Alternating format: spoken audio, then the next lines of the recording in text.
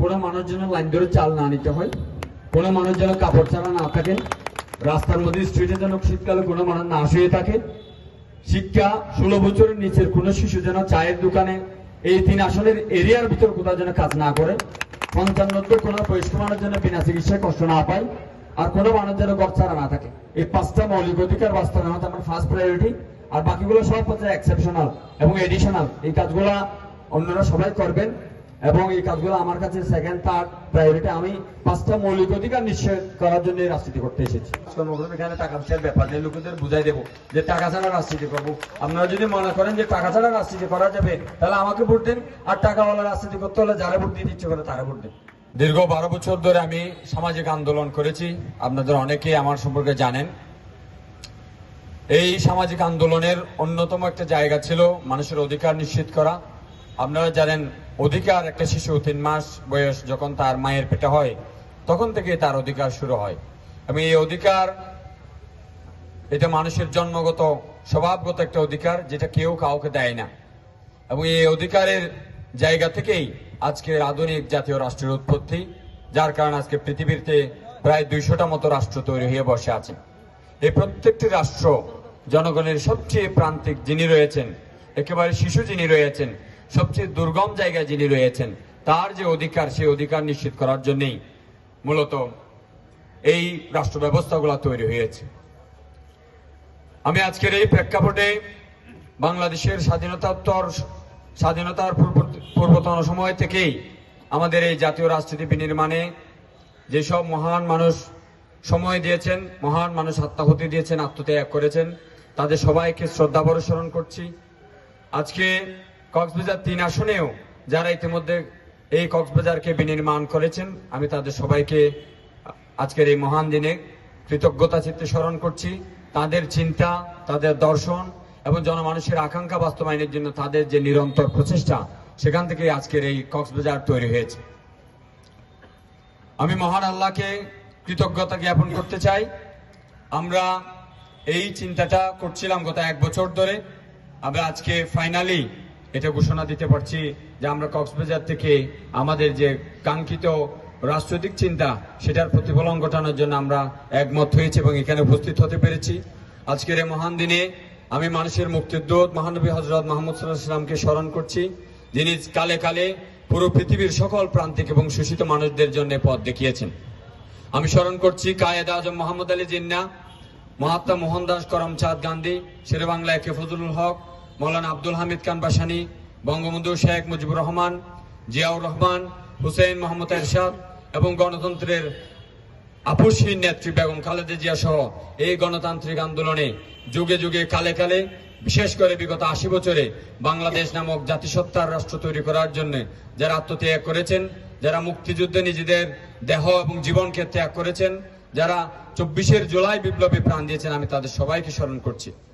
আপনারা জানেন, পৃথিবীতে 3টা বড় বড় রাজনৈতিক থিওরি আছে। একটা হচ্ছে ইসলামিক থিওরি, একটা হচ্ছে কমিউনিজমের থিওরি, আর একটা হচ্ছে ন্যাশনালিজমের থিওরি।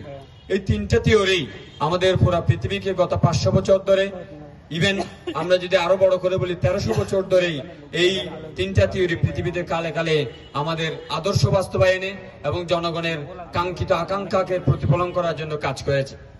আমরা খেয়াল করলে দেখবেন এই 3টা থিওরি বাংলাদেশের সমসাময়িক সময়ে বিদ্যমান আছে, কাজ করেছে। এই মডেলগুলো কাজ করলেও দিন শেষে এটা আজকে আমাদের কোন বয়স্ক মানুষ, ইভেন আপনারা যারা আমার সামনে দাঁড়িয়ে আছেন, আমি সবাইকে ফলো আপ করে বলতে পারি অন্তত 90% মানুষ আমরা সকলেই কষ্ট পাবো যখন বয়স পড়িয়ে যাবে। দেখবেন যে আমরা কেউই চিকিৎসা ব্যবস্থার ভিতর দিয়ে যেতে পারছি না, বিনা চিকিৎসায় দুঃখে দুঃখে মরছি। তো যেই দেশে 5টা মৌলিক অধিকার বাস্তবায়ন হয় নাই, সেই দেশে গত 54 বছর রাজনীতি হয়েছে কিসের নামে? কিসের রাজনীতি হয়েছে? এতগুলো রাজনৈতিক দল রাজনীতি করলো, এতগুলো মতাদর্শ আসলো গেল, দল আসলো দল গেল, কত শিকদার চৌধুরী মিয়া ভুইয়া তালুকদার রাজনীতি করলো, দেশের মানুষ কত স্লোগান দিল, কত ব্যানার ফেস্টুন করলো, কত আঁকিঝুঁকি করলো, কিন্তু জনগণের ভিতর কোনো কল্যাণ তারা নিশ্চিত করে যেতে পারে নাই। আমরা দেখছি 54 বছরে বাংলাদেশের যে অগ্রগতি, এই টোটাল অগ্রগতিটা ওই সমস্ত শ্রমিক, ওই সমস্ত কৃষক অথবা জেলে প্রবাসী তাদের গ্রামের উপর বিন্দু বিন্দু করে দাঁড়িয়ে আছে। এখানে বাংলাদেশের তথাকথিত ধনী শ্রেণী এবং মধ্যবিত্ত জমিদার শ্রেণী কারোই বাংলাদেশের এই গরিব মানুষদের জন্য কোনো কল্যাণ তারা নিশ্চিত করে যেতে পারেন নাই। কেউ একজন একটু আজানের জবাব দেন। তো এরপর আপনারা যদি দেখেন এই বাংলাদেশের যে রাজনৈতিক সংস্কৃতি, তার পিছনে দুটো জায়গা বরাবর দায়ী। এক হচ্ছে আমাদের ঔপনিবেশিক জমিদারি। আপনারা জানেন যে 80 বছর আগে আমাদের যারা জমিদার ছিলেন তারা সকলেই ব্রিটিশ কলোনিয়াল ম্যান্ডেট নিয়ে জনগণের জমিকে কেড়ে নেওয়ার পর জমিদার হয়েছেন। জমিদারদের যে চরিত্র, সেই চরিত্র এখনো থেকে গিয়েছে রক্তের মধ্যে। এই কারণেই তথাকথিত জমিদাররা এই দেশের গরিব মানুষদেরকে পিছনে স্লোগান দেওয়াতে পছন্দ করে এবং এটাকে আমরা নাম নিয়েছি রাজনীতি। এই কারণে দেখবেন যে দুটো জমিদার যখন একসাথে মারামারি দিয়ে বসে আছেন বা যখন মারামারি আহ্বান করেছেন, তখন গরিব মানুষেরা লাঠিয়াল হিসেবে সেখানে মরেছে, ফিসে গেছে। এটাকে আমরা বলি আঞ্চলিক ভাষায় উতাভাড়া ঘষাঘষিতে মরিচের ফিসে যাওয়া। এরপরে আমরা যদি দেখেন আমাদের যে কলোনিয়াল আমলাতন্ত্র, সেই সময় যখন ব্রিটিশ গভর্নমেন্ট ছিল তখন আমাদের জমিদাররা ব্রিটিশ গভর্নমেন্টের কাছারি ভাড়া দিত। আর এখন যারা জমিদার তাদের আমাদের যারা তথাকথিত লোয়ার ক্লাস থেকে যারা মিডল ক্লাস যায়, সেই মিডল ক্লাস মানুষগুলো ঔপনিবেশিক জমিদারির বদৌলতে কাছারি ভাড়া দেয়। ফলে তাদের মধ্যকার একটা যে সংযোগ, এই সংযোগের কারণে বাংলাদেশের রাজনীতিতে জনগণের আকাঙ্ক্ষা, 5টা মৌলিক অধিকার, এই কথাগুলো জনগণের সবচেয়ে প্রান্তিক মানুষরা জানেও না। এই জন্য যখন কোনো রাজনৈতিক দল মিটিং মিছিল করে, যখন কোথাও ওয়াজ করে, সমাবেশ করে, লোকেদেরকে যদি বলা হয় চলেন না একটু মিটিং এ যাই, একটু কথা শুনি, তিনি বলে যে তোমাদের রাজনীতিকে আমাকে বাদ দেবে। এই যে ব্যর্থতা, এটা আমাদের জাতি হিসেবে, রাষ্ট্র হিসেবে, জাতিসত্তা হিসেবে এবং বিশ্বের বুকে মাথা উঁচু করার ক্ষেত্রে একটা বড় ধরনের বাধা। এই বাধার কারণেই বাংলাদেশে ইসলাম, কমিউনিজম এবং জাতীয়তাবাদ, এই তিনটা রাজনৈতিক থিওরি তার যে প্রকৃষ্ট উচ্চারণ, তার যে বলিষ্ঠ চিন্তা অথবা তার যে নিজস্ব আদর্শ, সেটাকে তারা প্রতিফলন করতে পারেনি। এই কারণেই বাংলাদেশে গত 54 বছরে 12টা বিপ্লব হয়েছে এবং গত 80 বছরে দুটো বড় বড় যুদ্ধ বাংলাদেশকে দেখতে হয়েছে। বরাবরের মতোই প্রাণ দেয় গরিব মানুষেরা আর রাজনীতি করে বড় বড় লোকেরা, যাদের সাথে রাজনীতির কোনো সম্পর্ক নেই। আপনারা যদি দেখেন আমাদের দেশে যারা 10% ধনী জমিদার রাজনীতিক, তাদের বাদ নিয়ে সমস্যা নেই। 10 রকমের তরকারি দিয়ে ভাত খাইতে পারে, 10 রকমের কাপড় পরতে পারে, তাদের অট্টালিকা ঘর বাড়ি, সন্তানেরা পড়ালেখা করে বিদেশে, এবং তারা চোখে বালিও যদি পড়ে তাহলে বিদেশিকে তারা চিকিৎসা করতে পারে। আর আমাদের দেশের লোক ক্যান্সার হলেও তারা চিকিৎসা করতে পারে না। এরকম একটা বাস্তবতার ভিতর দিয়ে আমরা যাচ্ছি। তাহলে যিনি আপনার প্রতিনিধি হিসেবে সংসদে কথা বলছেন, তিনি যদি আপনার ভেতরকার মানুষ না হয়, তাহলে আপনার যে মতামত, আপনার যে চিন্তা, সেটা প্রতিফলিত হয়ে উঠলো না। এই ব্যর্থতার কারণে 54 বছরে বাংলাদেশের 3600 জন এমপি হয়েছে, কিন্তু গরিব মানুষদের প্রতিনিধি হিসেবে সংসদে কেউ বাদ কাপড় নিয়ে কথা বলার জন্য যান নাই। এই কারণে এই রাজনীতির নাম হয়ে গেছে কামড়া কামড়ি। নইলে রাজনীতির নামে বাংলাদেশ নামক রাষ্ট্রে কোনোদিনও তো মারামারি হওয়ার সুযোগ নেই, কোনোদিনও মারামারি হওয়ার সুযোগ নেই বাংলাদেশে। কারণ রাজনীতি যদি জনসেবা হয়, যে দলটি বেশি কাজ করছেন তিনি কিন্তু রাজনীতিতে থাকার কথা, আর তিনি সরকারি দলে থাকার কথা। যিনি কম সেবা করতে পেরেছে জনসেবা, তিনি অথবা পৌঁছাইতে পারে নাই, তিনি বিরোধী দলে থাকার কথা। দুটো দলেরই কাজ হচ্ছে জনগণের কল্যাণ করা। তাহলে কল্যাণ যদি সবচেয়ে দরিদ্র মানুষের হয়, সবচেয়ে প্রান্তিক মানুষের হয়, তাহলে এখানে মারামারির জায়গা কই, সংঘাতের জায়গা কই? কিন্তু বাস্তবতা বলছে ঠিক উল্টা। বাংলাদেশে 12টা ইলেকশন হয়েছে, প্রতিটা নির্বাচনে 2000 করে গরিব মানুষ মারা গেছে। 12টা বিপ্লব হয়েছে, প্রতিটা বিপ্লবে 2-2.5 মানুষ মারা গেছে, অ্যারাউন্ড 35,000 মানুষ পঙ্গু হয়ে গেছে। এই বাস্তবতা থেকেই আমরা ব্যর্থ হয়ে, আমরা হতাশ হয়ে মুখ ফিরিয়ে নিয়েছি। সকল মানুষ রাজনীতিকে ভয় পায় এবং রাজনীতি থেকে লোকেরা হতাশ হয়ে গেছে। আমরা এই দৈন্যতা, এই সংকট কাটানোর জন্যই আমরা এত বছর ধরে স্বেচ্ছাসেবী সংগঠন করলেও সেটাকে এক পাশে রেখে বলছি যে আগামী 2 মাস যদি আমরা পরিবর্তন করতে পারি, কক্সবাজার থেকে আমরা একটা রাজনৈতিক মডেল তৈরি করতে চাই। যে রাজনৈতিক মডেলের প্রথম কাজ হবে যে জনগণের মৌলিক অধিকার নিশ্চিত করা, যেন জনগণ ভাত, কাপড়, ঘর, শিক্ষা, চিকিৎসা নিয়ে কোনো সংকটের মধ্যে না পড়ে। এবং আমরা চাই যে সবচেয়ে প্রান্তিক জনগোষ্ঠীটার অধিকার বঞ্চিত যে লোকটা, তার কণ্ঠস্বরকে নেওয়া হবে। কারণ তার জন্যই যদি রাজনীতি করা হয়, তার অধিকার নিশ্চিত করার নাম যদি রাজনীতি হয়, তাহলে সেই অধিকার বঞ্চিতদের কণ্ঠস্বরগুলো শোনার নাম হচ্ছে উন্নতি। আর আমরা এখানে কক্সবাজার মডেল আনতে চাই।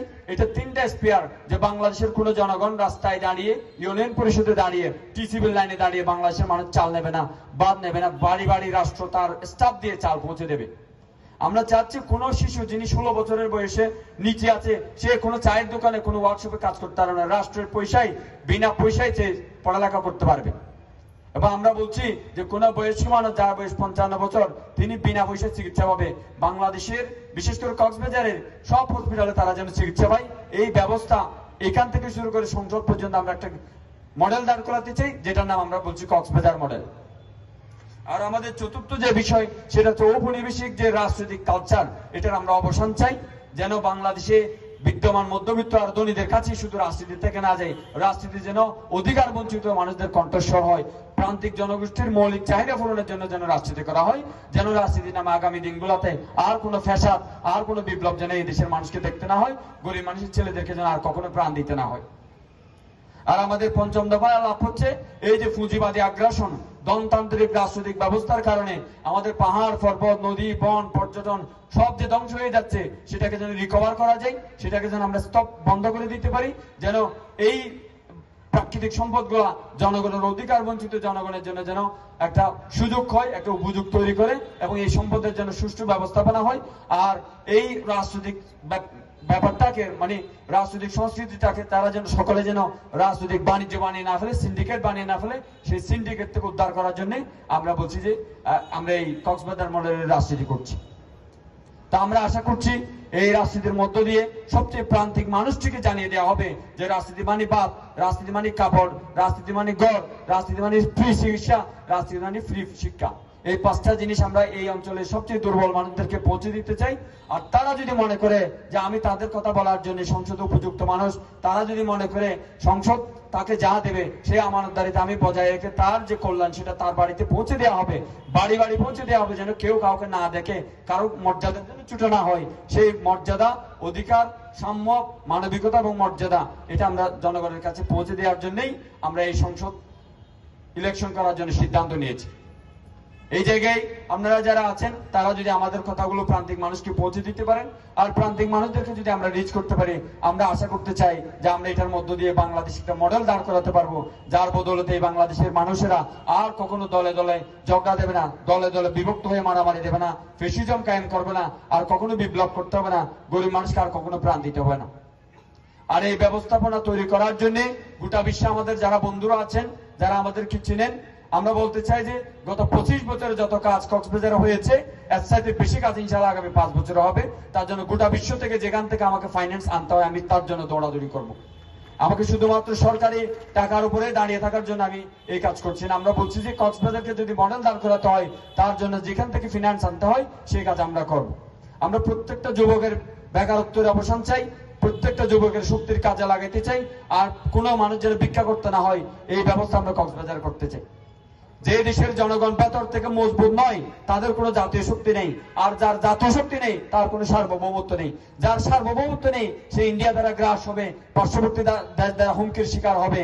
আমার জনগণ যদি ভাত খেতে পারে, আমাদের দেশের সবচেয়ে প্রান্তিক মানুষটা যদি কারো কাছে হাত পাততে না হয়, কোনো মহিলাকে যদি লাইন ধরে চাল না নিতে হয়, ডেফিনেটলি সে একটা শক্তিশালী জাতি রাষ্ট্র তৈরি করবে, তার জন্য সন্তান জন্ম দিতে পারবে। যিনি লাইন ধরে চাল নিয়েছে, তার ছেলেমেয়েরা কি করে মর্যাদা সম্পন্ন জাতি গড়ে তুলতে পারে? এই কারণেই আমরা এই ব্যবস্থাপনার ত্রুটি যেটা, সেটাকে শুদ্ধ করতে চাই। আমরা আগের রাজনীতিগুলোকে নাকচ করতে চাই না। আমরা বলতে চাই যে তারা যে কাজ করেছে তার বদৌলতে আজকের বাংলাদেশ তৈরি হয়েছে, কিন্তু সেই বাংলাদেশের শেষ কথা নয়। 50 বছরে একটা রাজনীতির প্যারাডাইম শিফট হয়, বাংলাদেশে সেটা হয় নাই। কারণ রাজনীতিকে মধ্যবিত্ত শ্রেণীরা যে একটা ভালো জ্ঞান হিসেবে, ভালো চিন্তা হিসেবে যে গরিব মানুষের কাছে পৌঁছে দেওয়ার কথা, সেটা যখন দায়িত্ব পালন করতে পারে নাই, ফলে বাংলাদেশে বিপ্লব হয়েছে বটে, কিন্তু বিপ্লবের আকাঙ্ক্ষা বাস্তবায়ন হয় নাই। সেই জায়গা থেকে আমরা বলতে চাই যে জনগণের যে আকাঙ্ক্ষা, সেই আকাঙ্ক্ষা বাস্তবায়নের জন্য এই কক্সবাজার ইনিশিয়েটিভের উদ্যোগে আমরা রাজনীতিতে কক্সবাজার মডেল দাঁড় করাতে চাই, যেটা শুধু বাংলাদেশ নয়, বরং বাংলাদেশের মতো গ্লোবাল সাউথে যত রাষ্ট্র আছে, 57টি দক্ষিণ বিশ্বের গরিব এবং উন্নয়নশীল রাষ্ট্রগুলোর মধ্যে আমরা একটা মডেল দাঁড় করাতে চাই, যে মডেলের বদৌলতে পুরো বিশ্বের 450 কোটি নিপীড়িত শোষিত জনগণ আশার পথ দেখবে এবং রাজনীতিকে সত্যিকার তাদের জিনিস মনে করবে, রাজনীতিকেও জনগণের অধিকার বাস্তবায়নের পথ মনে করবে। সেই বাস্তবতা বাস্তবায়নের জন্যই আজকে আমরা ঘোষণা করছি যে আমরা জাতীয় সংসদে 296 নম্বর আসনে, কক্সবাজার 3 আসনে আমরা জনগণের সবচেয়ে দুর্বল অংশের প্রতিনিধিত্ব করার জন্য আজকে আমরা সংসদ সদস্য পদপ্রার্থী হিসেবে আমি নিজেকে ঘোষণা করছি। আপনাদের সবার আগামী দিনের সুন্দর পরিকল্পনা, সকলের মতামত, এগুলোর ভিত্তিতে আমরা একটি ইশতেহার প্রণয়ন করব। সেই ইশতেহারের ভিত্তিতে এই কক্সবাজারকে আমরা সংসদে এবং গোটা বিশ্বের মধ্যে পৌঁছে দেওয়ার জন্য কাজ করব।